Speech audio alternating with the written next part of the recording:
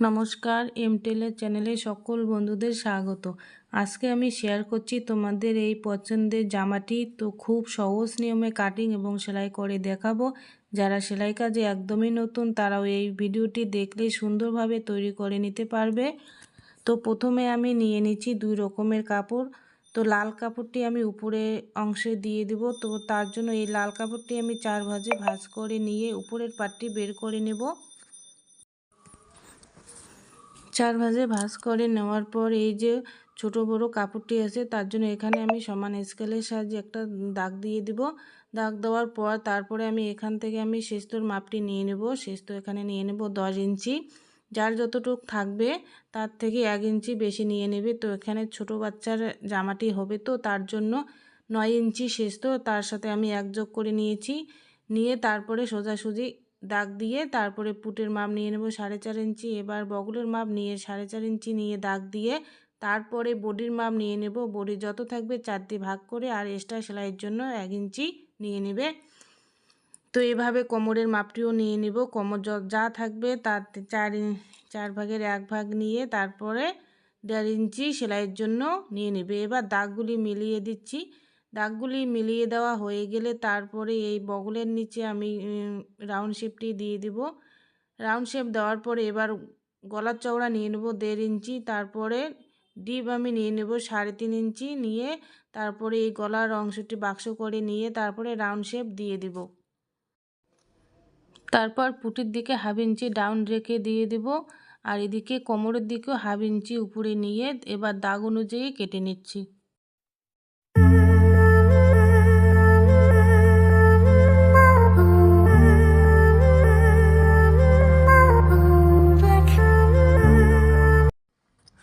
এবার নিচের পাটটি বের করে নিব। তো এখানে আমি কাপড় নিয়ে নিচ্ছি অন্য কালারে। তো এই কাপড়টি 4 ভাঁজে ভাঁজ করে নিয়ে ঝুলের মাপটি নিয়ে নিতে হবে। কাপড়ের অংশটি যতটুকু মাপ ততটুকু আছে, তার জন্য আর এখানে আমি কোনো কাটিং করব না। লম্বার মাপটি নিয়ে নিয়েছি। তারপর এখন আমি এই কলকির জন্য 3.5 ইঞ্চি করে লম্বা এবং 3.5 ইঞ্চি চওড়া নিয়ে কয়টি টুকরো কেটে নিয়েছি। তারপর এই লাল কাপড়ের উপর আমি 1.5 ইঞ্চি চওড়া এবং লম্বা মাপ মতো নিয়ে কেটে নিব। এটা হবে নিচের পাইপিংয়ের জন্য।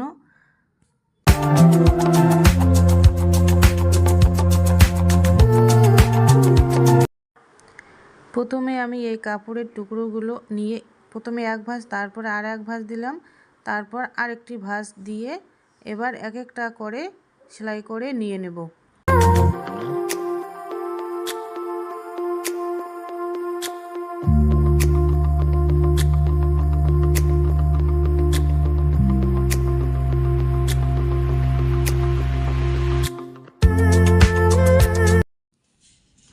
এবার ফুলগুলো বানা হয়ে গেলে এক একটা করে ছাড়িয়ে নিতে হবে আর এক একটা ফুলের এই যে বাড়তি কাপড়গুলো সেগুলো কেটে নিয়ে তারপরে সরিয়ে রেখে তারপরে এখন আমি যে কোনো একটি পার্ট নিয়ে তার যে মাছ বরাবর এখানে একটি দাগ দিয়ে দেব।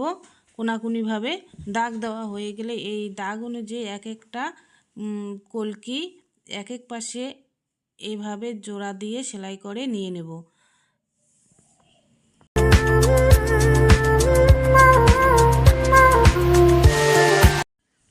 এভাবে পরপর সাজিয়ে সেলাই করা হয়ে গেলে এবার আমি এখানে লেস লাগিয়ে নিব। তো লেসটি উপরে বসিয়ে তারপরে সেলাই করে নেওয়া হয়ে গেলে তারপরে সুই সুতোর সাহায্যে এই মাথার অংশটি আমি সেট করে সেলাই করে নিয়ে নেব।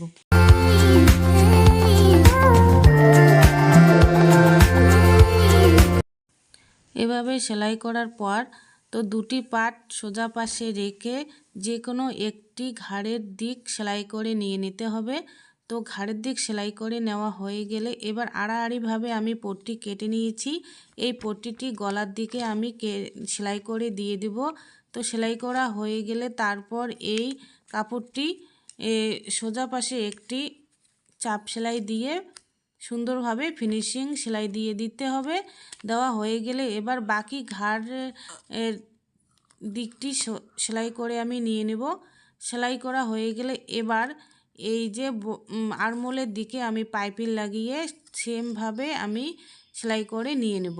সেলাই করা হয়ে গেলে এবার নিচের কাপড়টি জোড়া দিয়ে সেলাই করতে হবে। তার আগে এখানে এই কাপড়টি কুচি দিয়ে দিতে হবে। কুচি দেওয়া হয়ে গেলে তারপরে উপরের পাটটির সঙ্গে সেলাই করে নিতে হবে। তো দুটি পাট এভাবে সেলাই করার পর এবার আমি সাইডের সেলাই দিয়ে দেব। তো উল্টো দিকে নিয়ে সাইডের সেলাই যে কোনো একটি সাইডের সেলাই দিয়ে দিতে হবে।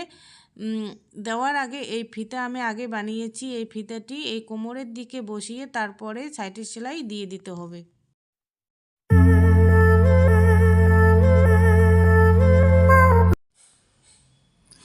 এরপর আমি নিচের দিকে যে পাইপিং কাটিং করে নিয়েছি সেই পাইপিং আমি এখানে নিচের দিকে লাগিয়ে নিব। তো প্রথমে এই উল্টো দিকে সেলাই দিয়ে দিতে হবে। তো উল্টো দিকে সেলাই দেওয়া হয়ে গেলে তারপরে সোজা দিকে নিয়ে তারপরে এই কাপড়টি আর এক ভাঁজ করে নিয়ে তারপরে সেলাই দিয়ে দিতে হবে।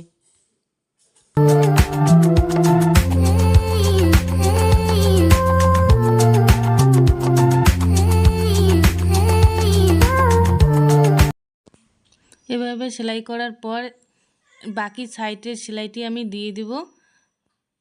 তো সাইডের সেলাই দিয়ে আমার জামাটি কমপ্লিট করা হয়ে যাবে। তো বন্ধুরা, কেমন লাগলো ভিডিওটি? যদি ভালো লাগে থাকে তাহলে লাইক কমেন্ট শেয়ার বেশি বেশি করে দিবে। আর যদি নতুন হয়ে থাকো তাহলে প্লিজ চ্যানেলটিকে সাবস্ক্রাইব করে দিয়ে আমার পাশে থাকবে। প্রথম থেকে শেষ পর্যন্ত ভিডিওটি দেখার জন্য অনেক অনেক ধন্যবাদ। তো ভিডিওটি এখানে শেষ করছি। তো বন্ধুরা, ভালো থাকবে, সুস্থ থাকবে, দেখা হবে পরের ভিডিওতে।